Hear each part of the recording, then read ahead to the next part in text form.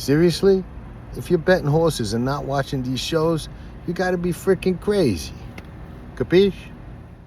Ciao tutti. Saratoga Saturday, Jim Dandy Day. We got a little bit of a different format. Gio and I, we just could not get our schedules together the right way.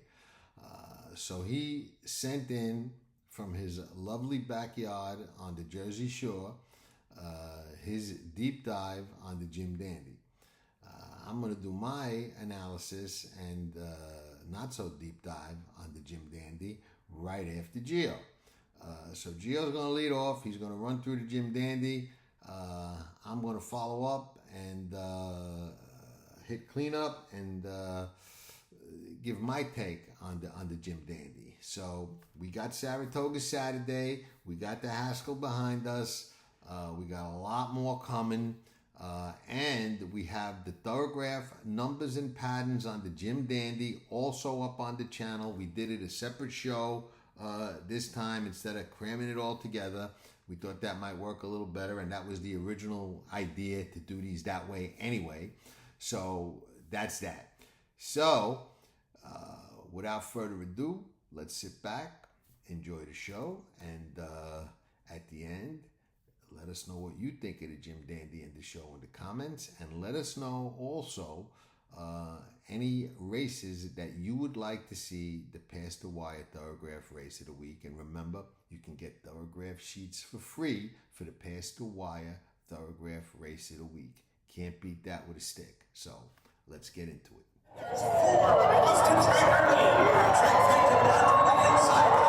You're watching Past the Wire TV.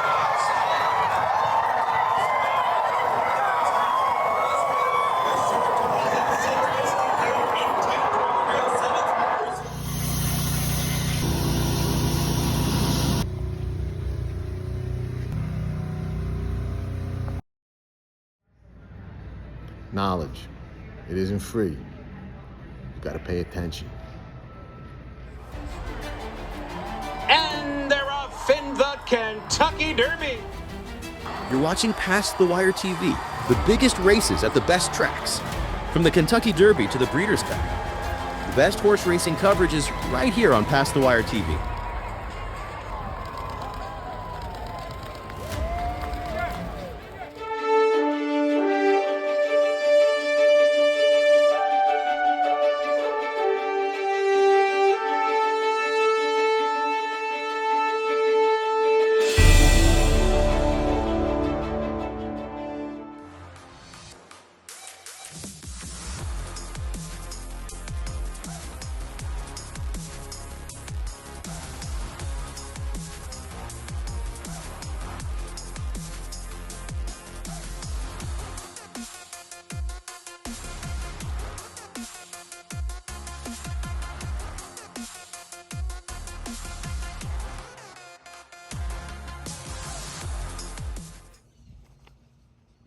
Hey, what do you say to everybody? Mr. Seti here with Past the Wire, an outdoor Mr. Seti, sort of on a partial vacation, but couldn't miss the Jim Dandy, so I'm here to give you my version, my deep dive of the 2025 Jim Dandy Stakes. Of course, great race every year, the obvious prep for the big Travers, which takes place in late August. They've been running this Jim Dandy since 1964.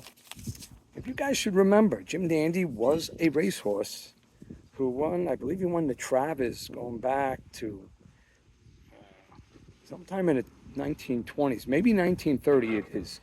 He won the Travers at 100 to 1. 100 to 1 odds. So, of course, in the 60s, they put together this race and they've run it. They've ran it every single year since 1964. All right, so this year we have 5 running. And most of you, if you guys follow the game, have a passion for the game, you should know a little something or a lot of something about all of these horses. But I'm going to give you my deep dive on and thoughts in terms of how I completed my handicap. Keep in mind, race 9 prior to this race is the Grade 3 Lake George.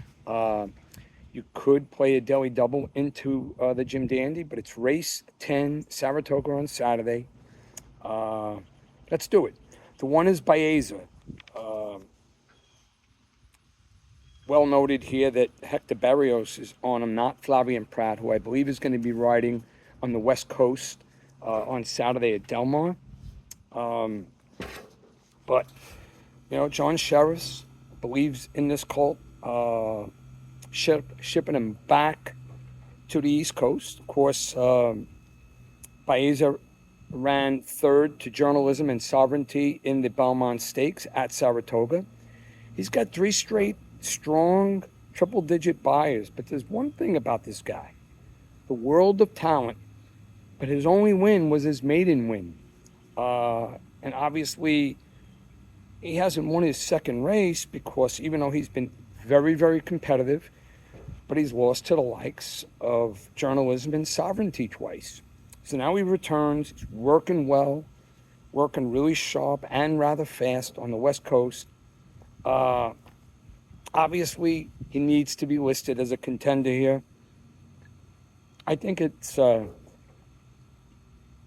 know, even though he's due for his best race yet, and he has 3 consecutive triple-digit buyers, but a contender. But I don't land on him because, like I said, in a lot of ways, we know who's going to be an absolute handful on the bottom there. So, but a contender wouldn't surprise me if he emerged victorious. I'm going to use him in my exotics. I actually like him third in this race in the field of 5. And even though I'd rather have Pratt on him, Hector Barrios does a good job, and he's been on him 3 times and won with him before when he graduated in the maiden special over at Santa Anita. The 2 is Sandman. Interestingly enough, you got Jose Ortiz back up on him. Mark Cassay's adding blinkers. I think most people know that. And with this horse, blinkers is sort of like, you know, a hit or miss type of thing.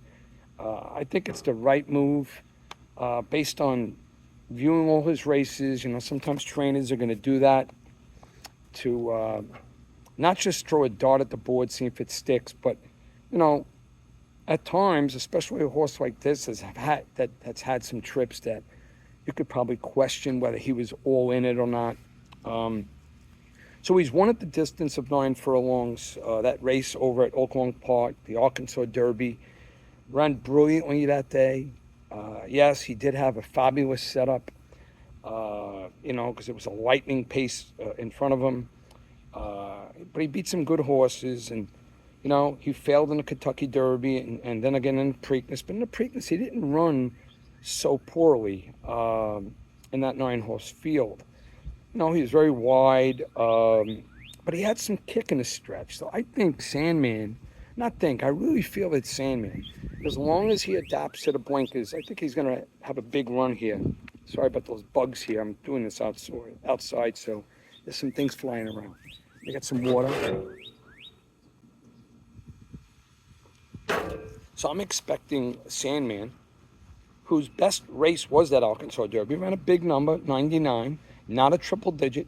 He needs to run his best race. He's working well. He's got a couple of fast breezes over the track at Saratoga. And the last workout, they intentionally didn't go all out with him.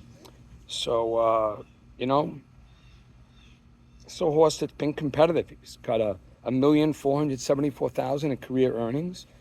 And, you know, he's a threat in the stretch to hit the board. I don't think he could pull off an upset, but I think he's strong enough to run a race with Jose Ortiz to finish second in this race and get ahead of Baeza, who's an obvious contender. The 3 is Moplex. Nice race, stretching out to the mile and an eighth at Thistledown, the Ohio Derby.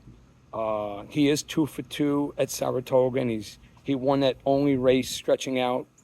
And he's the most likely, for obvious reasons. I mean, unless Baeza gets out and commands the lead, I think Baeza is going to sit behind Moplex. Moplex should be the controlling speed. Controlling speed sometimes could be dangerous, of course, but, you know, second time at the distance, I think he really got a fortuitous, an advantageous setup in the Ohio Derby. He was best that day. He'd have to run a career best to seriously contend here. Nice horse, one for the New York bred clan, but I don't think a New York bred, even though he's got a nose for the wire, you know, with all those wins, winning 5 out of 8 races, I just don't think he's good enough to jump in class and win a race like this. So I will not be using Moplex in here. It's just too much to ask. The 4 is Hill Road.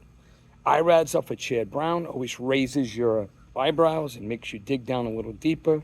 He did win the Peter Pan over this, not over this track, but at Belmont, at Aqueduct. Always calling at Belmont and Aqueduct. It was a nice race. It was at the distance. So when you're proving at the distance, you know, you could always improve off of that. But he was beaten soundly by Sovereignty in his last. He's a habitual slow starter. And he's probably going to be last, certainly last around the first turn. He's not that athletic. Has he picked it up in stretch runs? Absolutely. He's got a lot of ability late in races, and it's Chad Brown. But you know what? And by the way, he's been in the money all 3 starts on the soil. Again, I just think it's too much for an ask. IRAD for Chad Brown at a price, always intriguing. If he does fill an exotic, it'll probably be the triple, more so than the exacta. Of course, we end with Sovereignty. Most of my followers know that going way back with Sovereignty, the grade 3 Street Sense as a juvenile, I was on him and on him big that day. And since then, he's been rather imposing and winning races rather effortlessly. And when think about this, when you're a horse that has defeated journalism, back-to-back races in the Kentucky Derby and the Belmont, you know, think about all that journalism has accomplished and what he just did at the Haskell, and how dynamic he can be. And Sovereignty just flat out beat him to the punch and passed him twice. So this is a real quality colt. 2-time grade 1 winner, the Belmont and Kentucky Derby. This is a prep for him, a prep for the Big Travers and the Breeders' Cup Classic thereafter at 1.25 miles. He only has that one race at 1 1/8 that he didn't win, but he didn't have to win that day over at Gulfstream Park. Best numbers, best physicality, best strides in the stretch over everybody in this race. He's likely to be 2 to 5. And to be honest with you, as much as there's some handicappers out there, I respect their opinion. Any handicapper that's trying to make a case for somebody else in this race is just hoping that Sovereignty takes a bad step, or, you know, they think he's going to be too short of a price. But you shouldn't do your work that way. If Sovereignty runs his race, and you got to trust Alvarado and his confidence for Belmont, he's going to run everybody down. He's going to probably draw clear. He's the best horse in the race on every level. He's the classiest horse. And this is just a stepping stone for what will be a very intriguing Travers later on next month at Saratoga. So there you have it. Mr. Setti, Sovereignty on top. I'm not going past him. I think Sandman's going to be improved and good enough to run second. And then Baeza is the likely show horse. He could run second. Small field. I think Moplex and Hill Road should be the outsiders. If Baeza or Sandman do not fire, maybe one of them could be in the deeper, in the exotic. But if I was going to play a strong exactor, a double, I'm only going to use Sovereignty, and he's a single to me. But if I was going to play a strong exactor, I like Sovereignty over Sandman with a saver over Baeza. Okay? Gio Setti, Past the Wire. Thanks for listening, and let's go get him.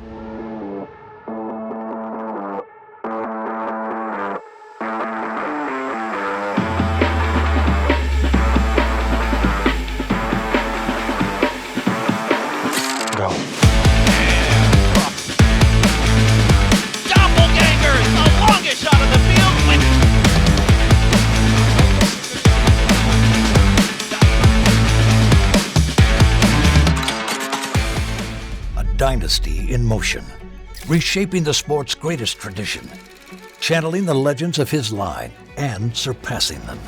4 of the last 6 Derby winners carry his genes. A Golden Son, a Horse of the Year. Another chapter written beneath those iconic spires. Derby dreams fulfilled for the titans of our industry. From authentic to sovereignty, a legacy both real and supreme. Into mischief. Hi everybody, Dan Oman here with some exciting news. DRF Formulator, the gold standard in past performance information, is now free, exclusively on DRF Bets. Join DRF Bets with the promo code WINNING, get a $250 first deposit match bonus, a $10 free bet, and free Formulator already uploaded to your account. Access Formulator's premium features, including sortable trainer stats, race replays, personalized trip notes, and lots more. Free Formulator, exclusively on DRF Bets. Often imitated, never duplicated. Okay, you now have Gio Setti's take on the Jim Dandy, and now you're going to get mine. And what I didn't do, we didn't do the show together. As you know, we had a little bit of a different format this week. But what I did not do was listen to Gio's take before I do mine. So I have no idea who Gio likes, who Gio does not like, or what his take was on any of the horses in the Jim Dandy. I'm assuming and guessing, and I don't mean anything negative by this because it's extremely logical and then some. I'm assuming and guessing he probably likes Sovereignty because Gio has been on Sovereignty since I was on journalism. He's been on him a long time. He brought that horse up on the Kentucky Derby Radar show. First episode we did. He was like, what about Sovereignty? That horse that ran that monster race at Churchill Downs.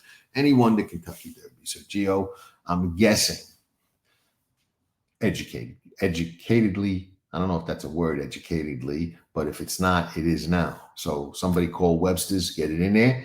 And I'm thinking that he educatedly came up with Sovereignty. But I don't know that yet. Baeza, from the rail, loses Pratt, gets Hector Barrios. Interesting. You know, he ran huge in the Derby as a lightly raced, green, inexperienced horse, and he fell into that Belmont trap, and I fell into it with him, where he just didn't get there. He was coming late. You know, I don't know. I'm not sold. He loses Pratt. I don't love that. No knock on Berrios. Berrios is a new rider since he packed up his game and took off for the West Coast. He's a savvy rider since he's got Southern California. But I don't know. You know, maybe he grew up a little bit more. Maybe he's finally going to put it all together. I just didn't love his race in the Belmont. I didn't like the way it followed the Kentucky Derby. And I probably give him more of a pass for that race if it was the real Belmont distance of 1.5 miles, because, you know, a lot of horses just can't kick at that distance. But it was 1.25 miles. He regressed a little bit off the Derby. He regressed a little bit off the Santa Anita race. Turn the tables on Sovereignty. I say prove it. I'm gonna have to see it. I don't think so. And I did think it was possible in the Belmont, but I don't think so in the Jim Dandy. Sandman. Sandman's going to get a lot of attention. He brings a lot of hype to the party. You know, that race he won in Arkansas, you couldn't have gotten a better setup. We've said that before. He puts blinkers on. I don't know. I don't like blinkers on. You know, at this point in a horse's career, he should already know what he's doing. They should have already had the blinkers on. I mean, Mark Casse is pretty sharp, wins a lot of races, but I think they're just trying something. We're going to get him late closer. You take him out of his running style, out of his game. I don't like that. You know, he did make a big move in the Preakness, but I didn't like his patterns on the Thoroughgraph show, and prove it. Moplex, interesting. I did like his patterns on the Thoroughgraph show, and he's the absolute only speed in this race. If the track is speed friendly, we've seen, stranger things happen. He's 2 for 2 over this track. I just got my ass kicked by Chance and McPatrick, who was 2 for 2 at Saratoga, or 2 for 3 at Saratoga, whatever it was. And those of you that have been watching the shows and following us know that one of my strongest angles is horses for courses at Saratoga. Moplex, only speed, horse for course, has an improving pattern on the Thoroughgraphs. Will have to get significantly faster and take advantage of that pace advantage that he's going to have. But it's only 1.1 miles. It's not 1.25 miles, and they may steamroll him turning for home or in the stretch, but speed's always dangerous. So let's see how the track is playing. He's one of the two I think can possibly upset Sovereignty, if Sovereignty is to be upset at all. And we'll get to that. Hill Road, that's the other one. I think, somebody, texted me a little bit ago, and they're probably going to watch this show. And I said, nah, too slow. I was wrong. He's a little slower than the rest, but he's getting faster and getting better. And the more time he stays in Chad's barn, the more that's going to happen. Obviously, he was in a different race than Sovereignty and Journalism last time out, maybe even Baeza. But, he's slowly inching and clawing and getting better. Don't think he really gets the pace set up that he's going to need to win one of these races, but he can certainly get a piece. And Irad is riding like, forget about it. He's just riding lights out. So, this is a horse that if he's 12, 15 to 1, can definitely roll up second and roll up third relatively easier. And if something fluky happens, why not? Sovereignty. When I did the Thoroughgraph numbers and patterns, I see Sovereignty as a horse that's sitting on his best race to date on Saturday. I think he's coming to a peak effort. I went as far as to say that I would rather see him coming into the Travers with the pattern that he has as opposed to the Jim Dandy, because the Travers is shit, a lot more important than the Jim Dandy. I mean, no disrespect to the Jim Dandy. It's a race I've loved and I've seen live many, many times. And, how do you not like the Jim Dandy? But it ain't the Travers. The Travers, the Midsummer Derby, is a monster race to win.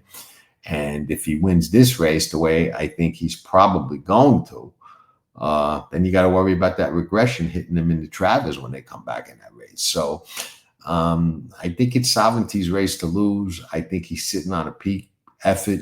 I wish I had something more creative or exciting or interesting to say, but I think he's peaking for the race Saturday, going to run a career race. And I think the only two that could possibly give him a tussle, in my opinion, are Moplex or Hill Road, because they're both going the right way on the Thoroughgraphs that I like, whereas the other horses that are probably going to take more money and get more attention than them, Sandman and Baeza, are not really sporting patterns that I'm in love with. So what are you going to do? Sometimes you got to do what you got to do, and you take the single and you try and find value somewhere else in the sequence. I always say there's no value in a losing bet. I don't like betting against horses I think I'm going to win. I got to find a way to bet them if I do. And, it is Saratoga, graveyard of favorites. We've been beating these favorites left and right with the Thoroughgraph numbers and patterns. But this one comes up and says, nah, I don't think you're going to be able to beat me, even if those others go forward. If he goes forward the way I think into the negative numbers, nah, I don't know. Good luck. Going to be hard to nail him. But that's why they run the race. So that's how I see it. Again, next week we will be determined to come up with something more creative and exciting. But it just ain't there in the Jim Dandy. And like I said, we could have picked a different race to do, but I wanted to do the Thoroughgraph numbers and patterns on the Jim Dandy. So I just wanted to see if Sovereignty was vulnerable or not, because we got off to a really, really good start, 3 in a row. We nailed them with those shows. So I just wanted to see how this race shaped up on that. It is what it is. Anyway, hope you enjoyed the show. And remember, you got to be crazy if you ain't watching these shows, and you don't want to be that. So we'll be back sooner than you think. Ciao, ciao. You ain't smooth, you ain't never going to be a smooth operator.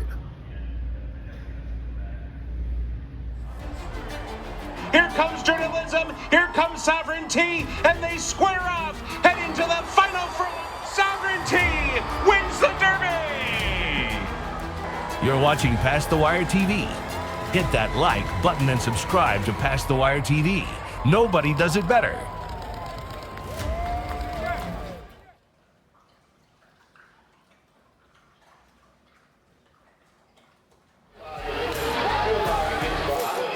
Nobody does it better.